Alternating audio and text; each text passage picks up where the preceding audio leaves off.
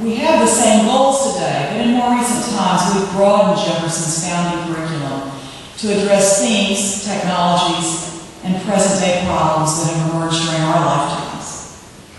Within the last 20 years, we've added new majors in media studies, cognitive science, environmental thought and practice, neurosciences, applied statistics, and computer science.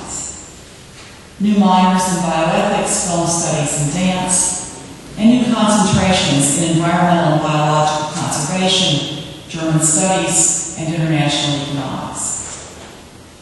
Does our current curriculum explore and expose every subject susceptible of its contemplation, as Jefferson hoped it would? We hope so, and we keep a close eye on our course offerings to ensure that we continue to set our standards as high as Jefferson did nearly 200 years ago. Thomas Jefferson set another high mark when he envisioned his university as the future bulwark of the human mind in this hemisphere. The university has certainly become a bulwark of the human mind. All colleges and universities fulfill that objective to some degree, some better than others. But what about the positioning of the bulwark in this hemisphere? Obviously, our world today is remarkably different than the world Jefferson knew in his time. In today's global economy, hemispheres and other delineations of geographical distance have become somewhat meaningless. Today, we're less concerned about our place in the hemisphere and more concerned about our place in the world. To equip students for success in the global economy, the university has to be an institution built for discovery, study, and service on a global scale. We've come a long way toward that goal in the last 20 years.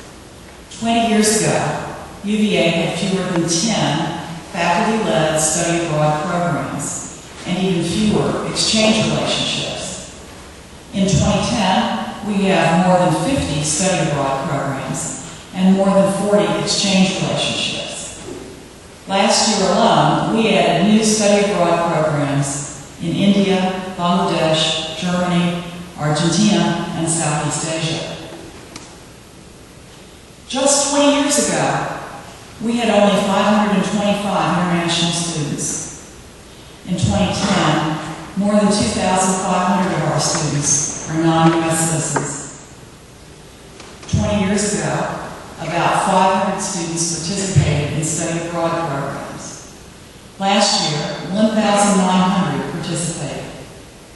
In last year's J-term, 144 students participated in 9 study abroad programs in Belize, Berlin, Ireland, Italy, Nicaragua, London, India, South Asia, and St. Kitts and Nevis. In this year's first-year class, we have students from 82 foreign nations. This globalizing of everything we do adds to the richness of human diversity here. Every day we see cross-cultural conversations going on in classrooms and outside of classrooms. I'll tell you about one I heard. As you all probably remember, after the honor induction, after the opening convocation, the president hosts the entering class for ice cream up at Parks Hill. And so my husband and I are pleased to welcome this year's entering class of 3,250 students to come up to our house for ice cream. And as the evening was winding down, and I was sorely in need sitting down, I wandered into the entranceway, and there were 4 women students sitting there, and I joined them. 2 of them Chinese, each with their American roommates. And they were talking about a very serious subject. They were talking about how they wanted to live their college years differently from the way they had lived their high school years. But in the process of doing this, the 2 Chinese students had to explain to the 2 American students what it's like to go to high school in China. And the 2 American students had to explain to the 2 Chinese students what it's like to go to high school in the United States, because there turned out to be pretty significant differences. Classes had not even started, and there was already a valuable cross-cultural exchange happening, along with some pretty deep philosophical thoughts about time, how quickly it passes, and the opportunities to reinvent yourself that you have in a new setting. If If Jefferson were alive today, I think he would have been pleased to eavesdrop on that conversation. And he would be pleased to know that we are working to expand the reach of his bulwark of the human mind beyond this hemisphere to encompass the whole world. In closing, let's return to our opening question.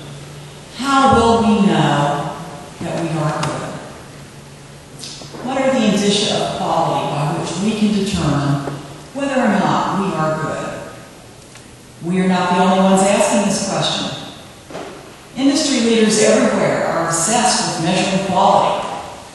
You can hear the obsession in buzzwords such as quality control and quality assurance. If you Google the words measuring quality, you will get 34,600,000 results in 0.48 seconds. Believe it or not, there is an American Society for Quality based in Milwaukee, the world's leading membership organization devoted to quality, according to its website. One man who helped shape the discussion about quality was named William Edwards Deming. Mr. Deming was a statistician, author, and business consultant. He became famous by working with Japanese company managers in the 1950s to improve product design and quality in manufacturing. By applying statistical methods, he helped Japanese manufacturers reach new levels of productivity and quality. Later on, in the 1980s, the Ford Motor Company hired Mr. Deming to help them launch a quality initiative at Ford to help them catch up with the Asian automakers. We talked about that effort earlier. You won't be surprised to learn that an exhibit memorializing Mr. Deming's work is on display outside the boardroom of, you guessed it, the American Society for Quality in Milwaukee. Mr. Deming was famously quotable. One of his famous quotes, "Quality is everyone's responsibility." There's a message here for us this evening. The enduring quality of this university is everyone's responsibility. Students, faculty, administrators, each of us has an obligation to make this place as good as it can be by putting forth our best effort in our respective roles. Another one of Mr. Deming's famous quotes, "The most important things cannot be measured." The intangibles of this place cannot be measured in any kind of quantifiable way. When you walk out of this chapel tonight, perhaps you can take time to walk out onto the lawn and look around you. Look at the soaring dome of the rotunda and the pavilions and the colonnades. Take time to soak it all in. It's an experience whose effects cannot be measured. But it's a kind of quality you can feel. Thank you.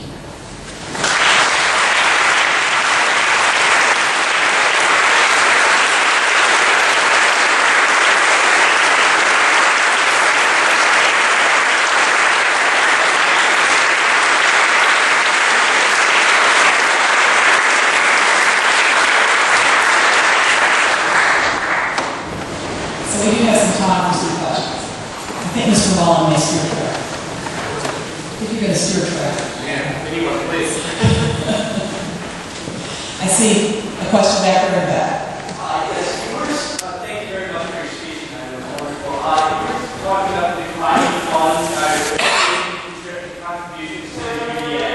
Do you believe that our ultimate goal for this institution should be to go private, or if not, what do you think the state's role should be, since we're only receiving 5 to 6% of the UVA's budget from the state? Thank you. Could I reframe that question a little bit as to what makes us a public institution? If what makes us a public institution is only who provides us funding, then we probably passed out of being a public institution a long time ago. But that's not what I think makes us public. I don't think it's just where the money comes from.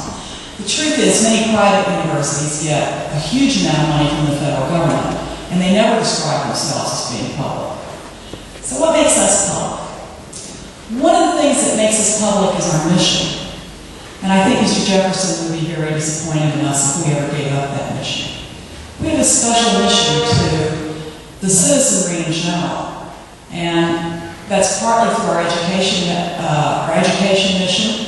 It's partly through our healthcare mission. Don't forget that we're major healthcare providers in Virginia too.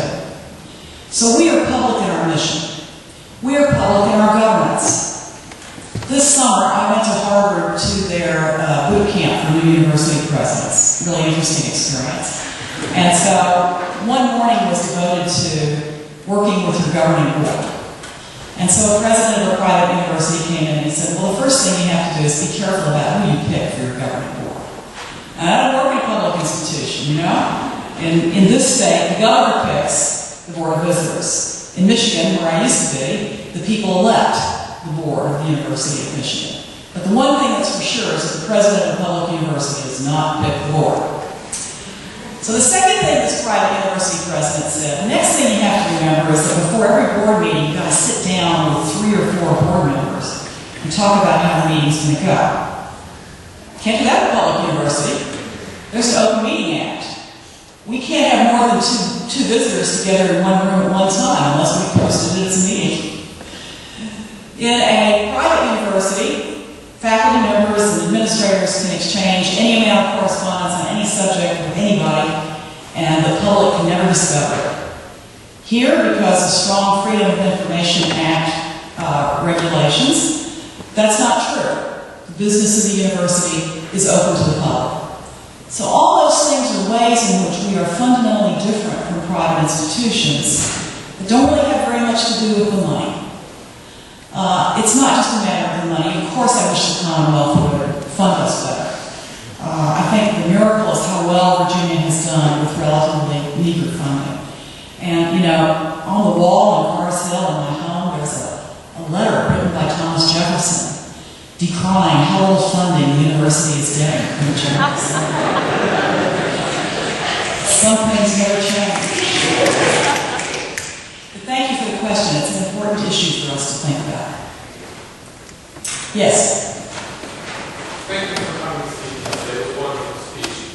I have a question about, since the founding of the university has grown, expanded in its numbers, its properties, its buildings, its curriculum, academia.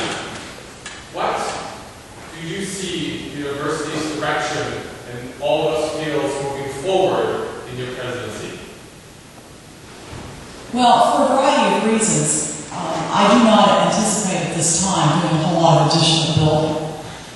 One of the things President Castine did was to renew the physical plant in really good ways. We do have 2 laboratory buildings that will be coming online, and those are really important because lab space is a place where we have had a bottleneck. But I don't anticipate you're seeing a whole lot of additional building being done. There is one building project, however, that I'm very passionate about, and that I do want to get underway. We must restore the rotunda. Thank you.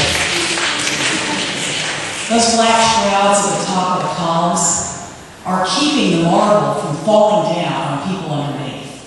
The marble that was used has done what architects call sugar rise, which means it's turned into granules like sugar. And that wonderfully valuable building, part of the UNESCO World Heritage Site, is in great danger. The roof also badly needs to be repaired. I'm told by the university architect that it's a $50 million project. But for the people who love this university and who love the original academical village, I think we can raise that money. So that is one thing that I want to do simply in the interest of retaining what we've got. In terms of other kinds of growth, we probably will add a little bit more in the way of student body, but probably not to the college. I have talked with some other deans who would like to expand their area class. There will be a residence hall that will be opening up next fall. And so there will probably be some modest increase. I tell you candidly, if we do not do this, the political pressure building up from Northern Virginia on the General Assembly will be irresistible. And we won't like what happens next.